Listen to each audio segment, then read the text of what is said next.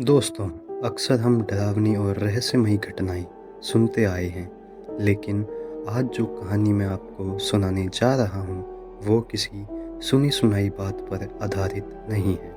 यह एक आदमी का अपना असली अनुभव है, एक ऐसा हादसा जिसने उसकी ज़िंदगी हमेशा के लिए बदल दी। यह घटना है साल 2004 की, राजस्थान के एक छोटे से गांव की, जहां एक हवेली आज भी वीरान पड़ी है। लोग कहते हैं कि उस हवेली में कुछ ऐसा है जिसे देखना किसी भी इंसान की ज़िंदगी तबाह कर सकता है। दिल्ली का रहने वाला राकेश अपने दोस्त की शादी में शामिल होने उस गांव आया था। शादी पूरे जोश के साथ देर रात तक चलती रही। राकेश और उसके दोस्तों ने भी जमकर शराब पी। जब शादी खत्म हुई तो गांव वालों ने उन्हें बार बार चेतावनी दी कि रात में बाहर मत निकलना। पास में ही एक हवेली है जो वर्षों से वीरान है और उसके बारे में लोग कहते हैं कि वहाँ कुछ अच्छा नहीं है। मगर राकेश हंसते हुए बोला, यह सब अंधविश्वास है, भूत प्रेत जैसी कोई चीज़ नहीं होती। शराब के नशे में वो और उसके दोस्त उस हवेली की तरफ निकल पड़े। हवेली दूर से बेहद डरावनी लग रही थी।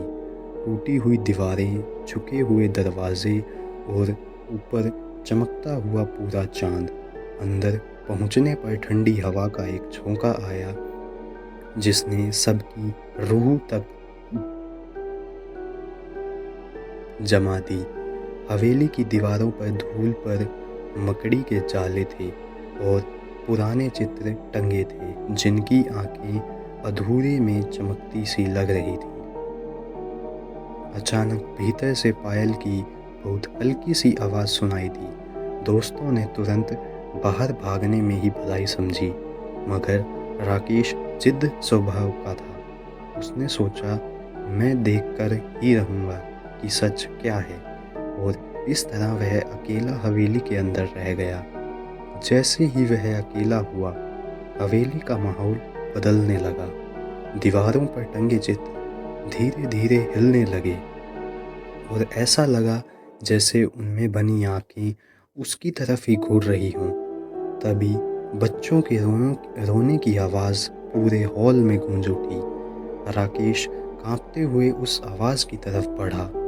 एक कमरे में पहुंचते ही उसने देखा, ज़मीन पर खून से बने छोटे छोटे पैरों के निशान थे जो सीधा एक अलमारी की ओर जा रहे थे। राकेश सीने से तरबतर हो गया। तभी अलमारी अपने आप धीरे धीरे चरमराते हुए खुली।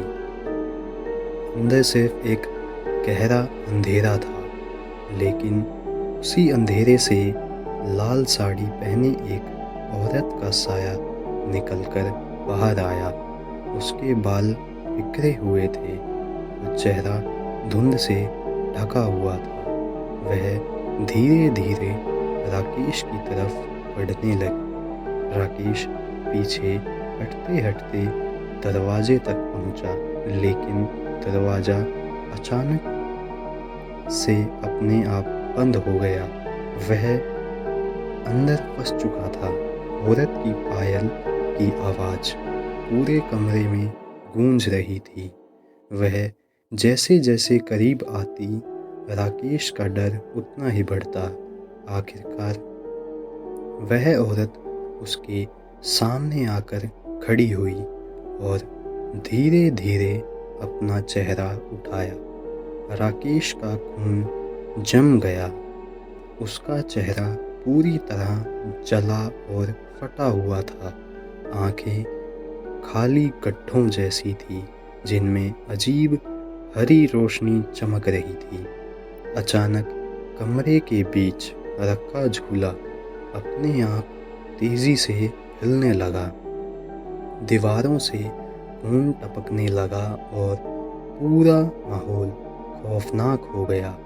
राकेश ने पूरी ताकत से दरवाज़ा तोड़ने की कोशिश की, लेकिन तभी वह औरत चीखते हुए उसके बिल्कुल पास आ गई और उसके कान में फुसफुसाई, तू भी यहीं सदा के लिए रह जाएगा। इसके साथ ही हवेली के सारे दरवाजे एक साथ बंद हो गए। राकेश की चीख पूरे गांव तक सुनाई दी और फिर अंदर सन्नाटा छा गया। सुबह जब गांव वाले हवेली पहुंचे तो उन्होंने दरवाज़ा खोला और देखा कि राकेश अंदर बेहोश पड़ा है। उसके चेहरे और शरीर पर गहरे नाखूनों के निशान थे, जैसे किसी ने जबरदस्ती खरोंच डाला हो। जब उसे होश आया तो वह कांपते हुए बस यही दोहराता रहा, वह औरत अभी भी यहीं है, उसने मुझे छोड़ा नहीं। उसके बाद गांव वालों ने हवेली को पूरी तरह बंद करवा दिया, लेकिन आज भी लोग कहते हैं कि रात में वहां से औरत की पायल और बच्चों के रोने की आवाज़ आती है। क्या यह सब राकेश का वहम था या सच में उस हवेली में ये उस औरत की आत्मा भटकती है? शायद इस सवाल का जवाब कभी किसी को न मिले। धन्यवाद।